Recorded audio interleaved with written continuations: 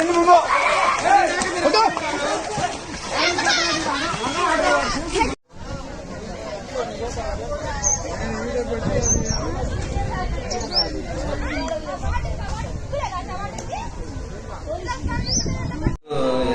Election నిమిత్తం మండలం అంతా పర్యవేక్షిస్తుంటే 11 గంటలకి మోడల్ స్కూల్ నుండి ప్రిన్సిపల్ నుండి ఫోన్ వచ్చిందండి.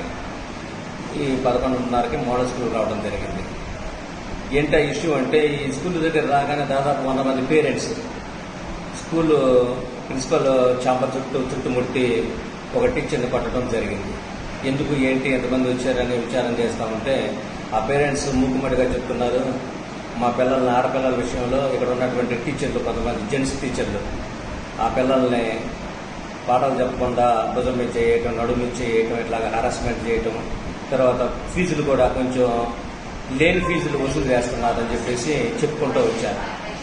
సరే, నేను నెలకోసారి ఈ స్కూల్ విజిట్ చేస్తూ చిన్న చిన్న లోపాలు ఉంటే సరిదిద్దుకోమని ప్రిన్సిపల్ గారికి టీచర్స్కి హెచ్చరిక చేస్తూ వెళ్ళిపోయాను. కానీ ఆడపిల్ల విషయంలో ఇలా జరుగుతున్న విషయం నా దృష్టికి ఇప్పుడు రాలేదు. అయితే ఈ గర్ల్స్ స్టూడెంట్స్ కూడా 1 వీక్ నుండి ఇలా జరుగుతుంది అని మాత్రం చెప్తున్నారు. డైరెక్ట్గా నాకు కానీ లేదా ప్రిన్సిపల్ మేడం గారు కానీ ఆ స్టూడెంట్స్ కంప్లైంట్ చేస్తే పిలిపించి మాట్లాడేవారు. వాళ్ళు మాకు చెప్పకుండా పేరెంట్స్ చెప్పడం, పేరెంట్స్ అందరూ కూడబలుకొని ఒక 100 మంది పోగేసుకొని ఈరోజు మూకుమ్మడిగా మోడల్ స్కూల్ మీద దాడి చేసిందే కాక ప్రిన్సిపల్ మేడంని, ఇక్కడ ఉన్నటువంటి పీజీటీ ఇంగ్లీష్ లెక్చరర్ రవి గారిని కొట్టడం జరిగింది. ఈ విషయంలో ఎస్ఐ గారిని రిక్వెస్ట్ చేశాము. ఎస్ఐ గారు 4 కానిస్టేబుల్ పంపించి వారు కూడా వచ్చి విచారణ చేస్తూ ఉన్నారు. ఇది మోడల్ స్కూల్ విషయం. ఈ జరిగిన ఈ సిచ్యువేషన్ అంతటిని పై ఉన్నతాధికారులు, జిల్లా విద్యాశాఖాధికారికి, joint director of model schools వారికి తెలియపరిచాము. పూర్తిగా సమగ్ర విచారణ రేపు మరలా విద్యార్థులను పిలిపించి ఏం జరిగిందో ఆ రిపోర్ట్ అంతా తయారు చేసి అధికారులకు పంపించడం జరుగుతుంది. అధికారులు తదనుగుణంగా చర్యలు తీసుకోవడం జరుగుతుంది.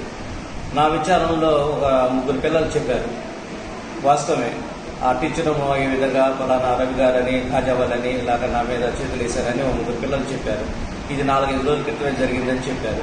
మరి మా దృష్టికి ఎందుకు తీసుకురాలేదంటే మేము భయపడ్డారు సార్ మీకు చెప్పడానికి, అందువల్ల పేరెంట్స్ చెప్పామన్నారు. పేరెంట్స్ ఏంది ఆ కోపాన్ని ఆపుకోలేక ఒకసారి బంధుమిత్రులందరూ కలుపుకొని కొంతమంది దాడి చేయడం జరిగింది. ఇది ప్రిన్సిపల్ తెలిసిందంట, కానీ ఆమె వెంటనే దీని మీద చర్య తీసుకొని ఒక నిర్ణయానికి రాలేకపోయారు. ఇది ఏమైందిలని ఆమె కూడా పట్టించుకోలేదు. కానీ చేతుల దాకా వచ్చింది. ఈరోజు ఈ ప్రిన్సిపల్ అప్పుడు సరిగా స్కూల్లో పట్టించుకోవట్లేదని బయట స్టూడెంట్స్ నుండి, పేరెంట్స్ నుంచి కామెంట్స్ వస్తున్నా ప్రిన్సిపల్ గారికి చాలాసార్లు హెచ్చరించారు.